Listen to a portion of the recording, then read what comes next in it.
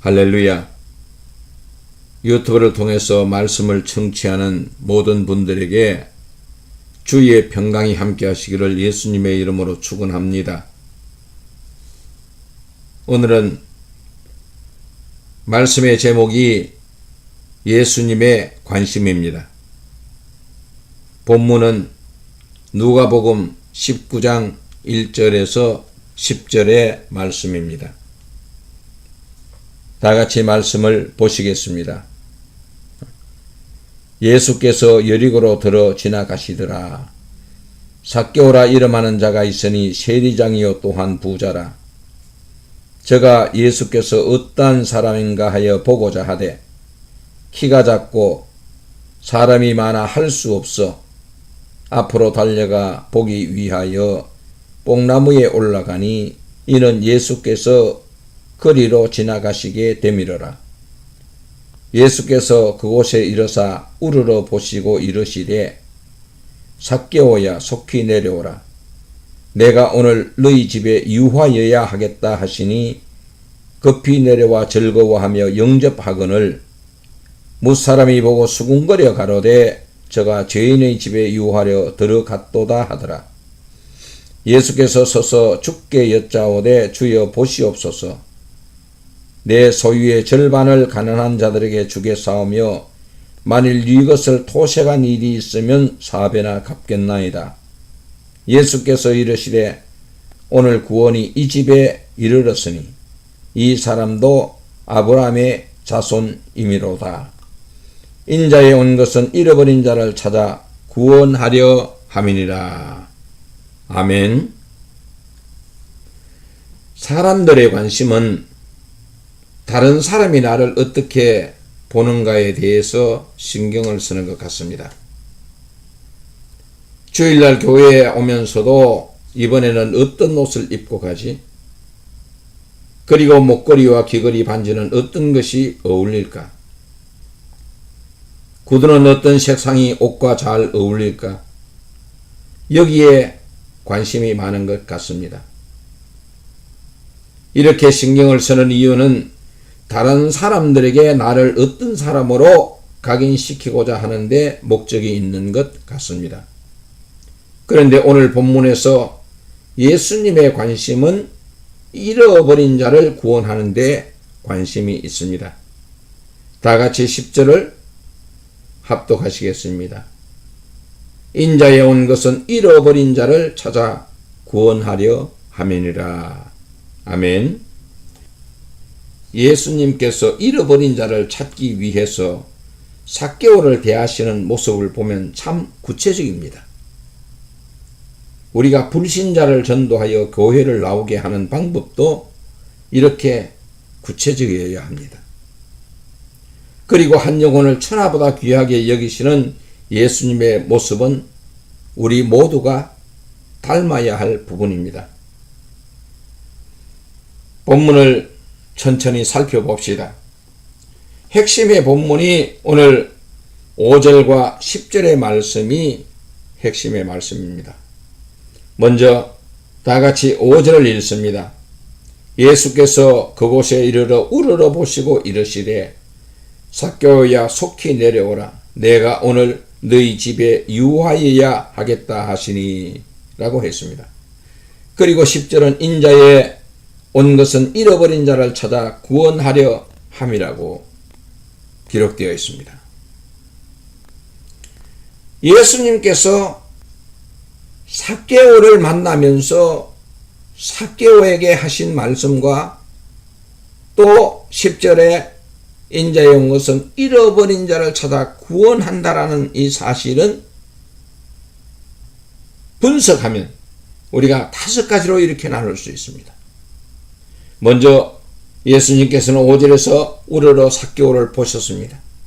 그리고 삭개오야 하면서 부르십니다. 그리고 속히 내려오라고 합니다. 그리고 오늘 너희 집에 유하여야 하겠다라고 삭개오에게 말하고 있는 것입니다. 이 본문을 가지고 저는 두 번에 걸쳐서 여러분들과 함께 은혜를 나누기를 원합니다. 새벽기도의 시간이기 때문에 설교를 오래 할 수가 없습니다. 그래서 두 번을 나누어서 하는 이유도 거기에 있습니다. 먼저 이 말씀이 담고 있는 영적 의미들을 생각해 보면서 다 함께 은혜 받기를 원합니다. 예수님께서는 삭개오가 어떤 사람인가를 몰랐을까요? 알았습니다. 그는 세리장이었습니다. 당시의 문화적인 배경에는 세리장이라고 하면 사람들이 가까이 가기를 꺼려하는 죄인에 해당하는 사람입니다.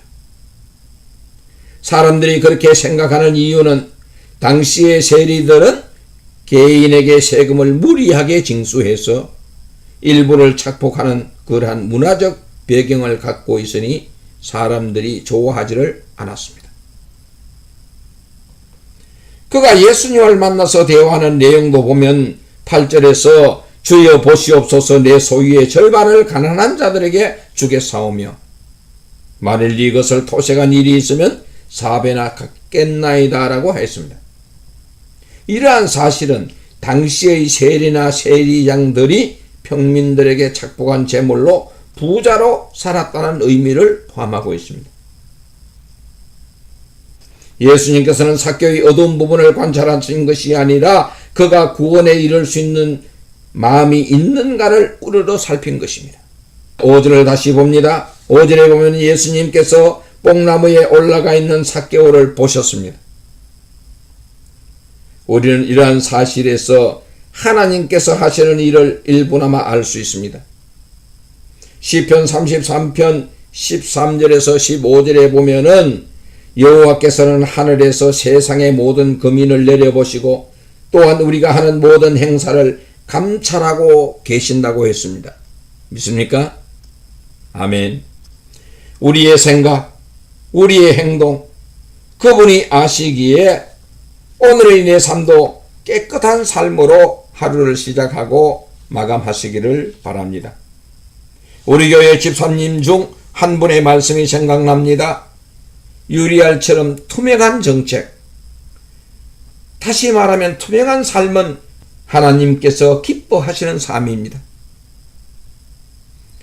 그분 앞에서는 아무것도 숨길 수가 없습니다. 사람들을 속일 수는 있어도 위에서 나를 감찰하시는 하나님을 속일 수는 없습니다. 영성적 삶이란 진리 가운데 사는 삶이고 유리알처럼 깨끗하게 사는 삶입니다. 우리 모두 하나님 앞에서나 사람 앞에서 깨끗한 삶을 삽시다. 부끄러운 삶을 살지 맙시다. 5절에서 예수님은 삭개오를 우러러 보시면서 삭개오야 부르십니다. 삭개오를 개인적으로 코링하시는 것이지요. 우리들도 삭개오처럼 개인적인 코링을 받았습니다. 개인적인 코링 안에는 임무가 주어집니다. 어부 베드로를 부르실 때에도 임무가 주어졌습니다. 나를 따라오라 내가 너희를 사람을 낚는 어부가 되게 하리라 고 하셨습니다.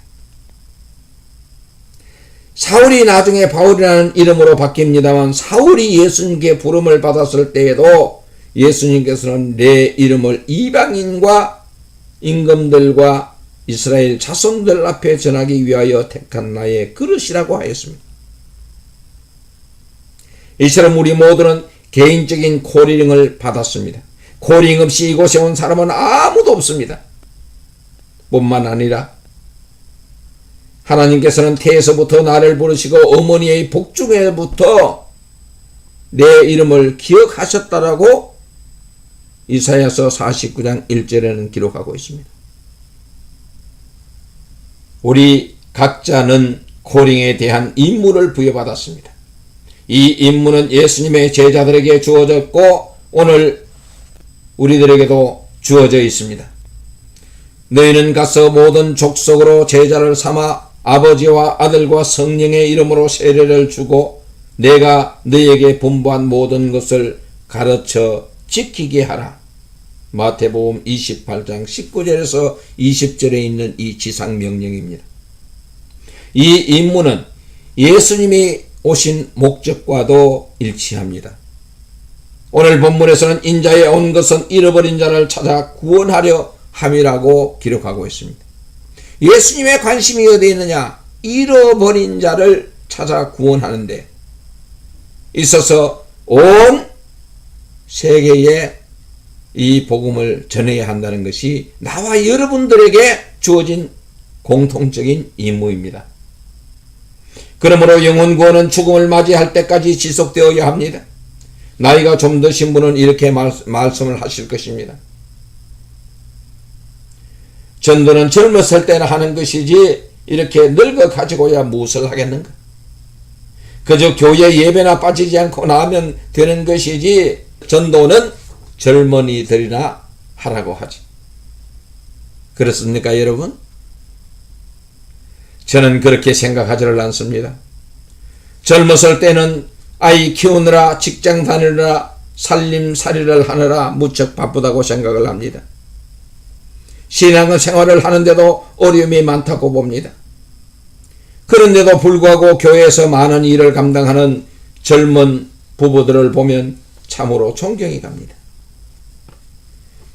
여기 계시는 연로하신 분들도 젊은 시절을 바삐 보내시고 오늘에 이르렀으니 다 훈장을 받으실 분들이십니다. 모두 훈장을 받으시기를 예수님의 이름으로 축원합니다. 많은 사람들이 우리 교회가 늙었다고 생각하는 사람들이 많습니다. 이 말은 나이가 드신 분이 많다는 것을 두고 한 말입니다.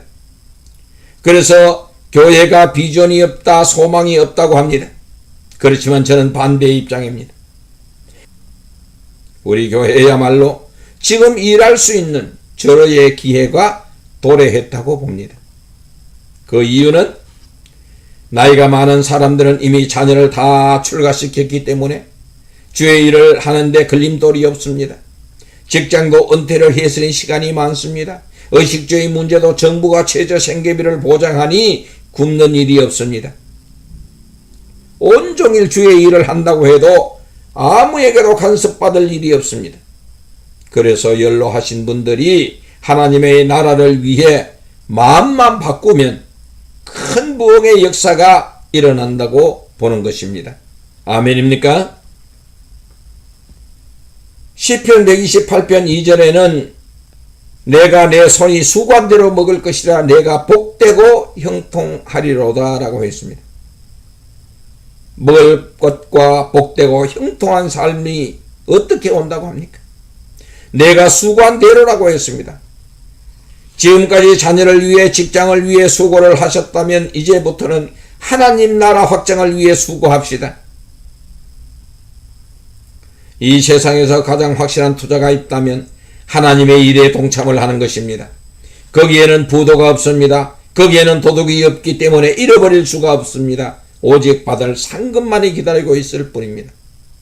지금 이때를 유용하게 사용하지 못하면 하나님 앞에 섰을 때에 부끄러움을 당하게 됩니다.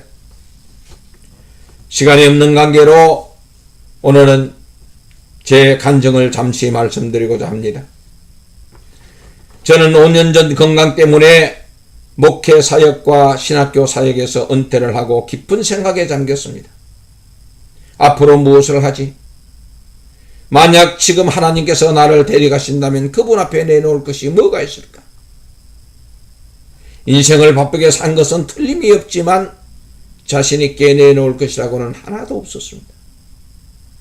부부사랑, 자녀교육, 신학교 운영, 신학교에서의 가르침, 목회사역, 부흥회 하기 등 많은 것들이 머리를 스쳐 지나갔지만 내 심령 속에서 들려오는 잔잔한 음성은 남도 다 할 수 있는 일이야. 그것은 너 자신을 위해서 한 것이지 나를 위해서 한 것이 아니야. 저는 참담했습니다. 그러면 무엇을 하지요? 너희가 옛적에 기도한 것이 있지 않니? 남들이 하지 않는 일을 하겠다고. 나는 잊어버렸는데 하나님은 그것을 기억하고 계셨습니다.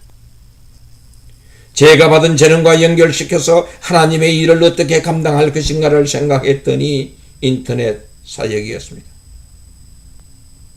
저는 인터넷 속에서 유튜브닷컴을 통해 동영상으로 세계 복음화 사역을 시작했습니다. 이름도 아발론 월드 처치입니다. 아발론 월드 처치는 이 땅에 있는 것이 아니라 우주 공간에 있습니다. 알기 쉽게 말씀드리면 인터넷 공간에서 복음을 전파하는 것입니다. 저는 이 일을 하기 위해 장소가 필요함을 하나님께 간절히 기도했습니다. 약 2년 6개월 동안 기도했습니다. 자녀들과 함께 살면서 도저히 이 일을 할 수가 없었습니다. 3베드룸에 7 식구가 산다는 것은 도저히 이 복음 사역을 할 수가 없는 것입니다. 우리 교회 중에 가까운 분은 이 사실을 다 압니다. 약 3개월 전 하나님께서는 사역의 장소로 모빌룸을 주셨습니다. 모빌룸을 수리하고 이 일을 시작한 것이 벌써 2달이 되었습니다. 저는 이 일이 육체적으로나 정신적으로 매우 피곤한 일이지만 이 일을 하고 있노라면 얼마나 행복한지 모릅니다. 이 일을 맡겨주신 하나님께 날마다 감사할 뿐입니다. 제가 이런 간증을 하는 것은 오해의 소지를 없애기 위함입니다. 어떤 분들은 이영도 목사가 교회를 한단다. 저는 교회를 하고 싶은 마음이 없습니다. 조금 전에도 말씀드렸다시피 아발론 월드 처치는 이 땅에 있는 것이 아니라 우주 공간 안에 있는 것입니다.